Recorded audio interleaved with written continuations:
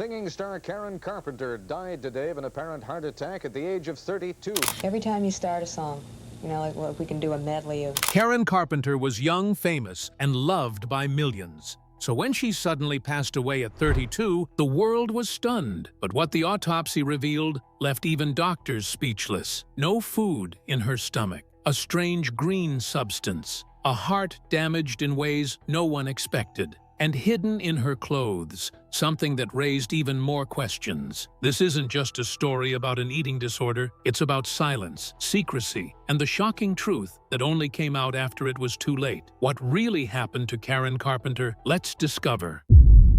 Section 1. America's Sweetheart. The rise of Karen Carpenter. She had the perfect smile, the perfect voice, and the perfect image. On stage, Karen Carpenter looked like the kind of woman who had it all figured out. Clean-cut, charming, and always calm. But behind that soft voice was a young woman unraveling, piece by piece. By the time the world found out how bad things really were, it was too late. Her body was already shutting down. Her heart, literally, couldn't keep up. So how did someone so beloved fall apart so quietly? Why didn't anyone step in? And what did her autopsy reveal that stunned even medical professionals? Karen Ann Carpenter was born on March 2, 1950, in New Haven, Connecticut. But her story really begins when the Carpenter family moved to Downey, California, in the early 1960s. Karen was quiet, athletic, and artistic. She loved playing baseball and didn't show much interest in music until she followed her brother, Richard, to band rehearsals. Richard, the family's musical prodigy, was already well into classical piano, but Karen surprised everyone when she picked up the drums at age 15 and was good.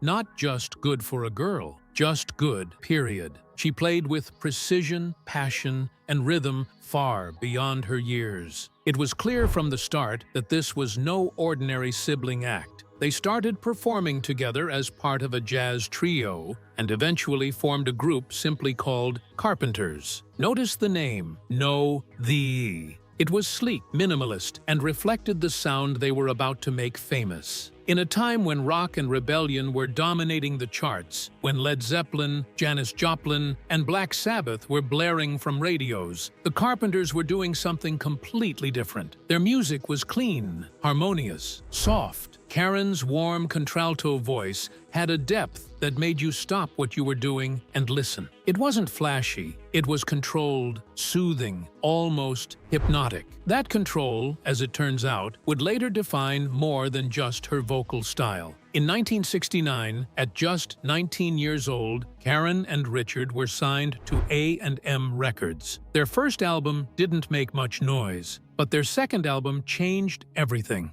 When their single, They Long to Be Close to You, hit the airwaves in 1970, it didn't just chart, it exploded. The song went straight to #1 on the Billboard Hot 100 and stayed there for 4 weeks. It won them a Grammy and catapulted the Carpenters into stardom almost overnight. From there, it was hit after hit. We've Only Just Begun, Rainy Days and Mondays, Superstar, Yesterday Once More. Altogether, they scored 17 top 20 hits through the 1970s and early 1980s. Karen was suddenly everywhere. Magazine covers, talk shows, award ceremonies. The public fell in love with her voice, but also with the image she projected. Modest, wholesome, elegant. She didn't drink, didn't party, didn't chase headlines. She was America's sweetheart. A clean, polite woman with a voice that could melt ice. But this image, the one that helped sell millions of records, also began to work against her. It gave people a reason not to look too closely, not to ask questions, because Karen always looked like she had everything under control. But behind the scenes, that control was beginning to crack. Karen had always been self-conscious about her body. She once described herself as chubby in high school, though her classmates recalled her as sporty and thin. By the time she reached her early 20s, she had already developed a complicated relationship with food. She was always watching what she ate, always dieting, always trying to get just a little thinner. And in an industry where cameras add 10 pounds and critics obsess over female appearances, that obsession was easy to hide and even easier to justify. Here's where it gets unsettling. Karen wasn't just the frontwoman of a pop duo. she was a highly skilled drummer.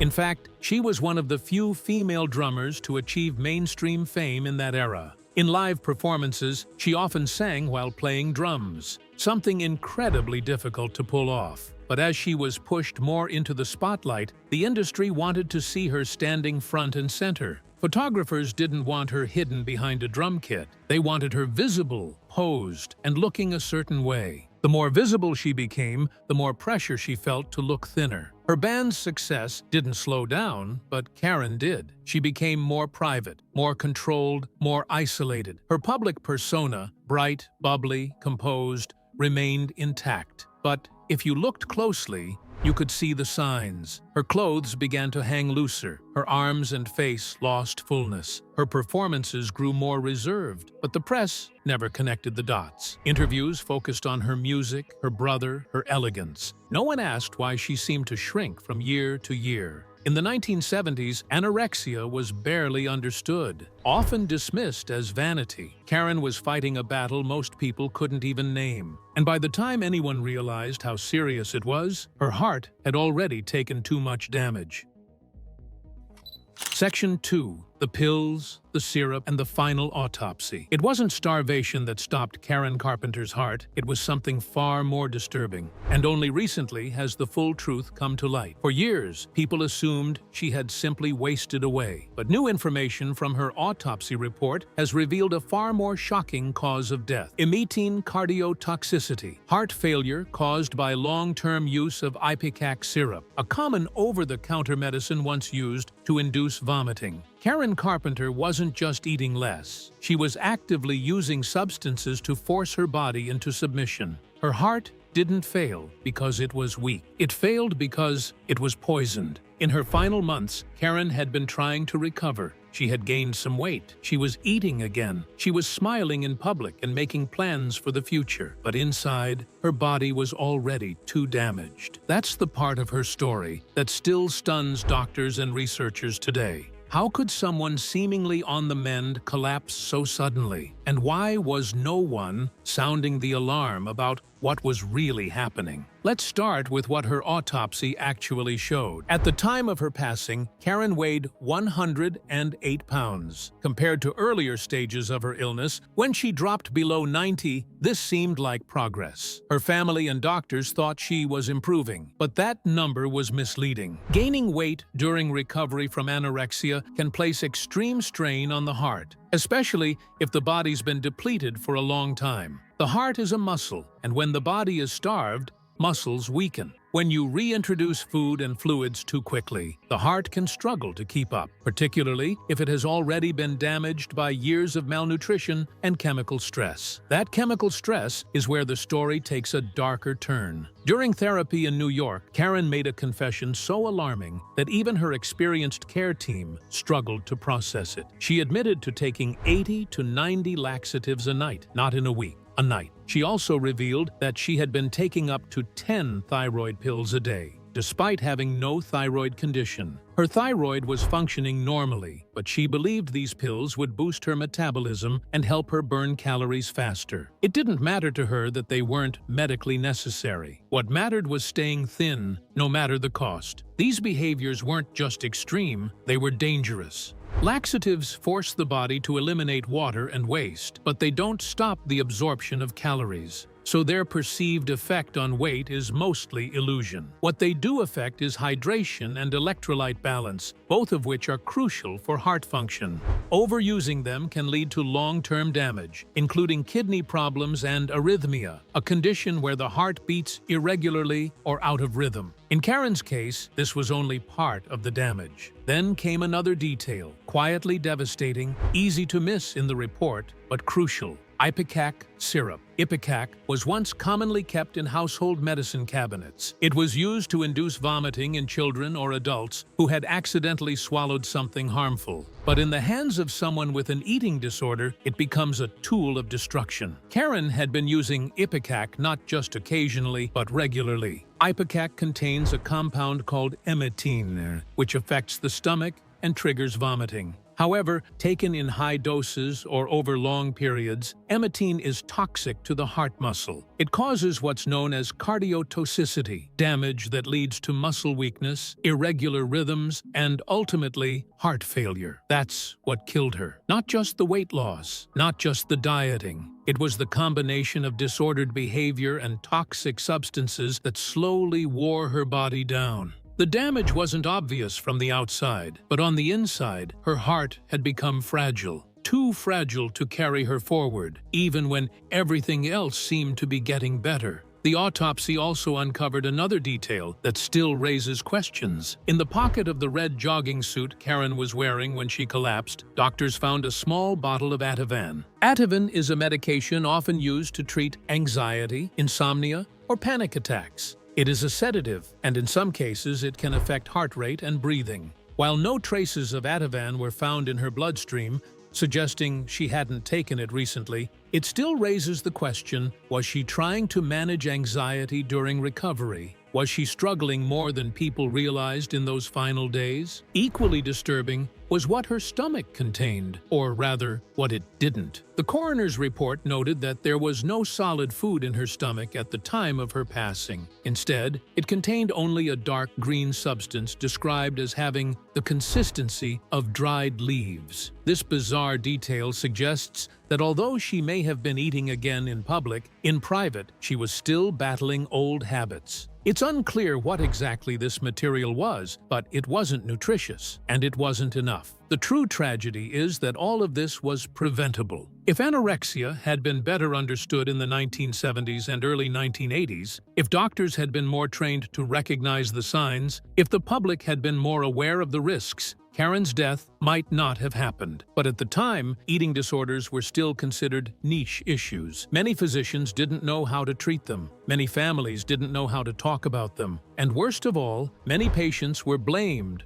rather than helped. Karen's case would later push ipecac syrup off the shelves. After her passing, public health authorities began to recognize how easily the product could be misused. The U.S. Food and Drug Administration eventually issued warnings, and by the early 2000s, over-the-counter sales of ipecac were banned or severely restricted in many countries. Her passing sparked a long-overdue conversation about how dangerous certain common substances can be when misused in the context of eating disorders. But for Karen, those changes came too late. Her medical records, revisited in recent years, show just how complex her condition really was. She wasn't simply refusing to eat. She was stuck in a cycle of fear, control, and misinformation. She believed that taking substances would help her stay in control. But in reality, those very substances were taking control away from her. The obsessive use of laxatives, thyroid stimulants, and ipecac created a biochemical environment that even the most experienced doctors struggled to reverse. So why was this woman,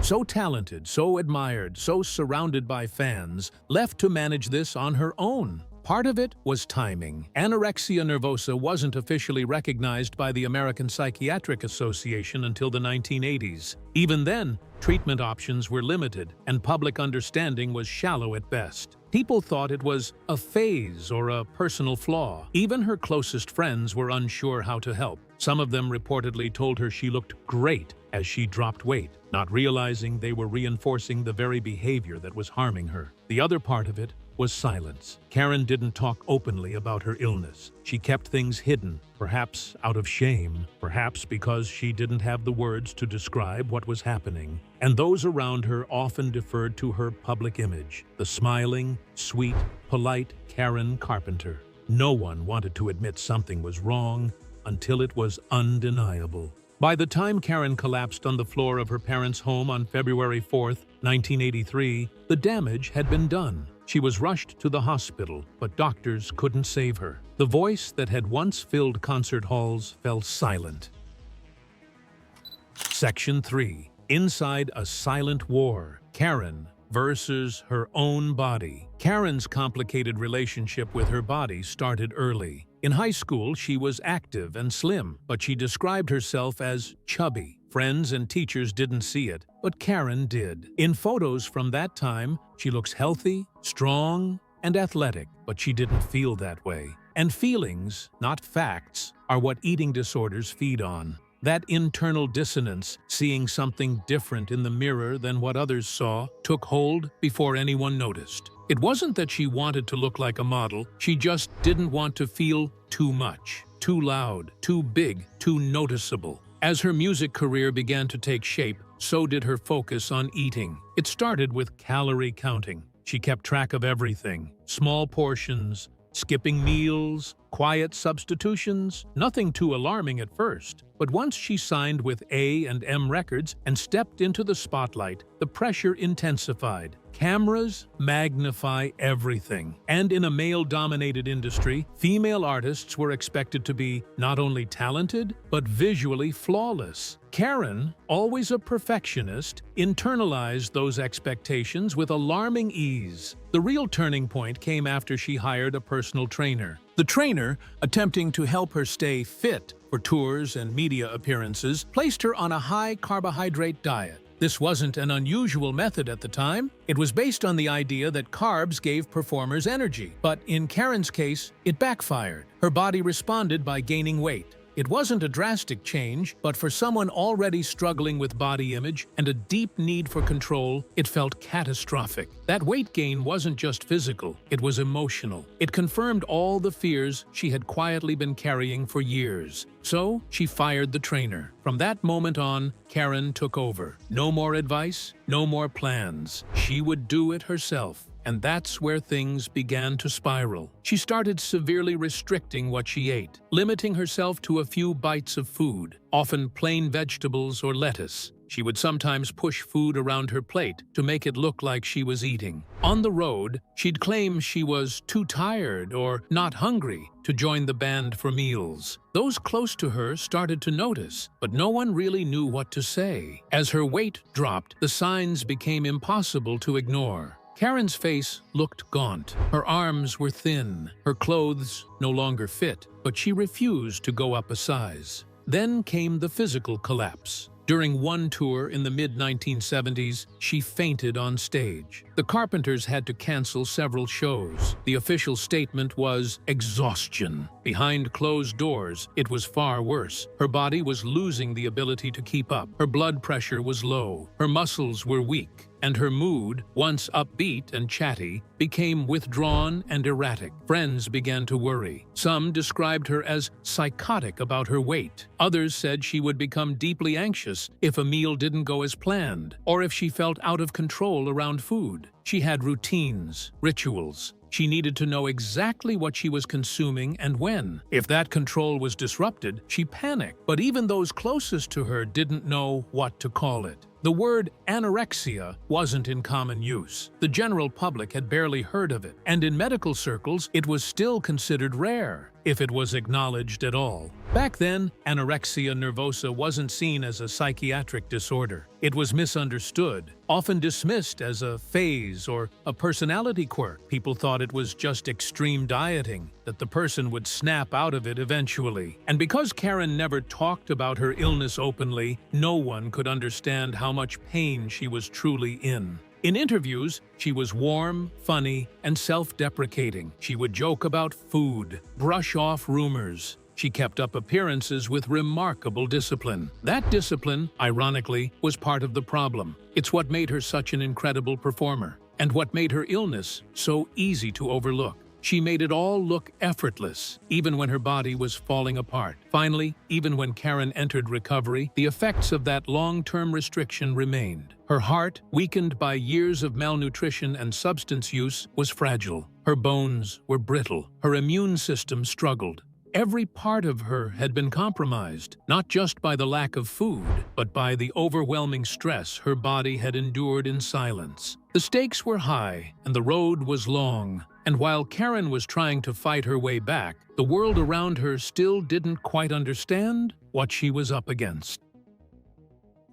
Section 4. Family, Fame, and the Solo Album That Was Never Heard. Karen Carpenter's greatest heartbreak didn't come from the stage. It came from the people closest to her. Behind the applause, behind the gold records, there was a growing fracture between the public star and the private woman. And at the center of that divide were the people who were supposed to protect her, her family, her label, and the very system that helped build her career. Karen wasn't just isolated by her illness, she was made to feel invisible in her own life. And perhaps nothing captures that more than the album she poured her soul into, an album that no one was allowed to hear. Karen's relationship with her mother, Agnes Carpenter, was strained long before the fame. While Agnes publicly presented herself as a supportive parent, many accounts suggest she was emotionally distant, reserved, rigid, and sharply critical. She was known to favor Karen's older brother, Richard, who was seen as the family's true musical genius. Even when Karen became the voice of the Carpenters, the face the public recognized, it was Richard who received most of the praise at home. Agnes was said to admire success, but not necessarily individuality. She respected discipline, but had little patience for emotional vulnerability. Karen, who craved warmth and validation, rarely got either from her mother. What she did get was pressure. Pressure to stay composed,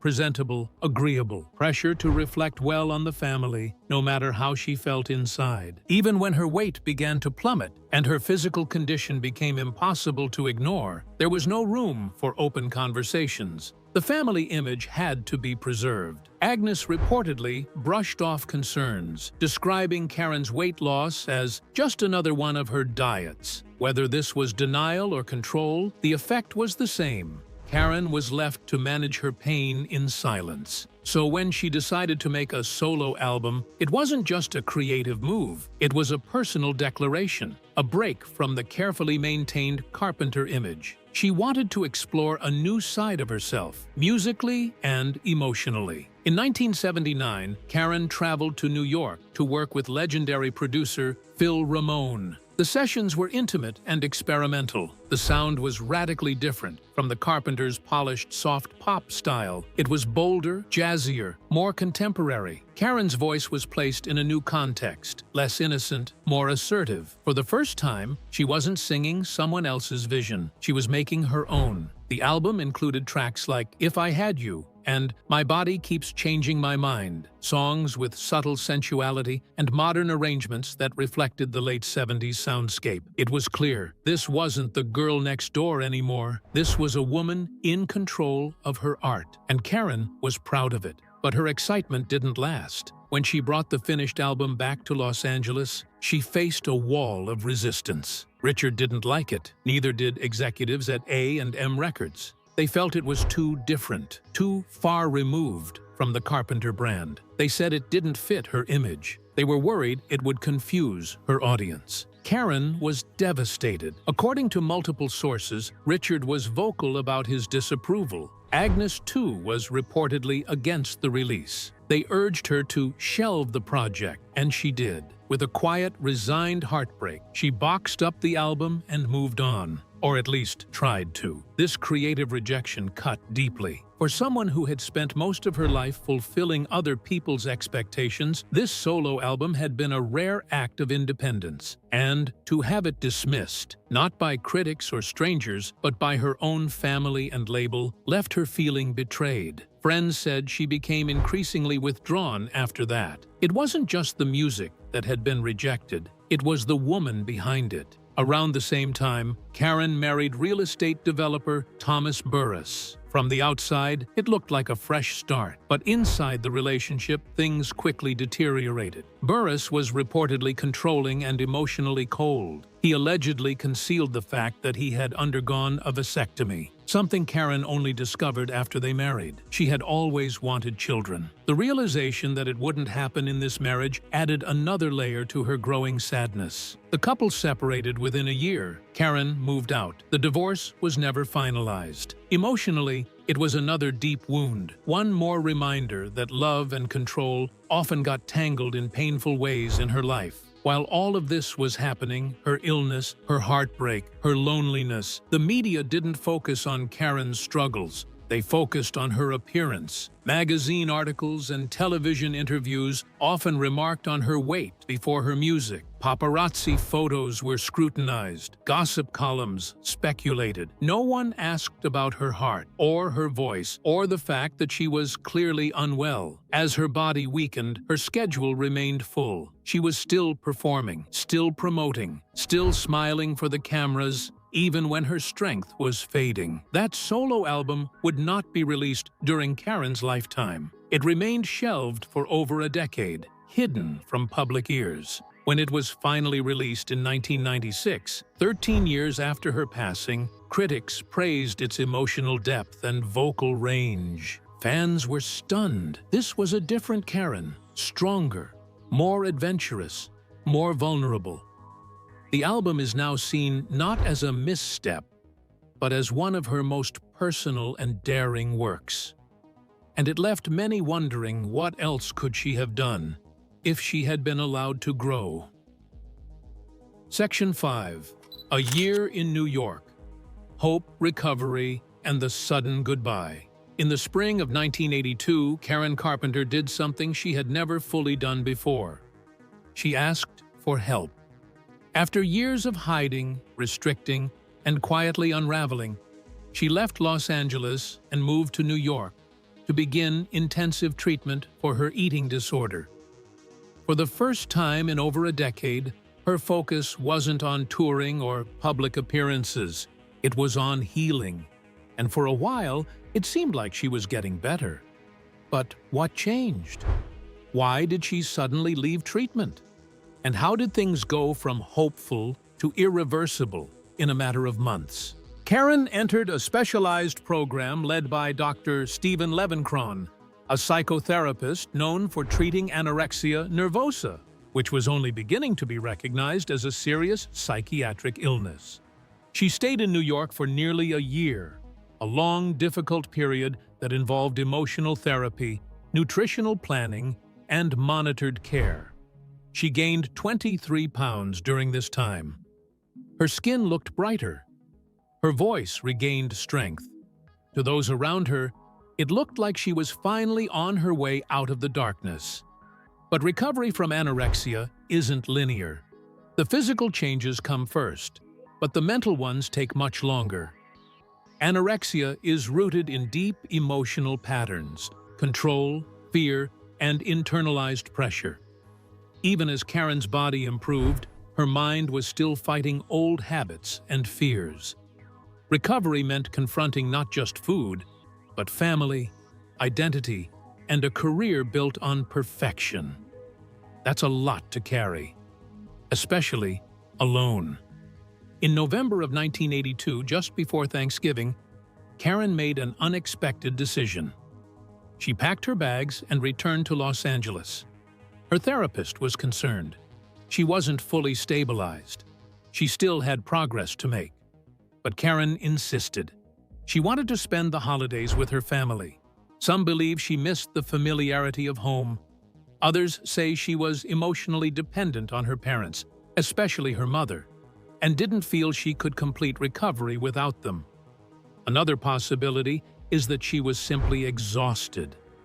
After so many months of therapy and restriction, she may have felt ready, even if her body wasn't.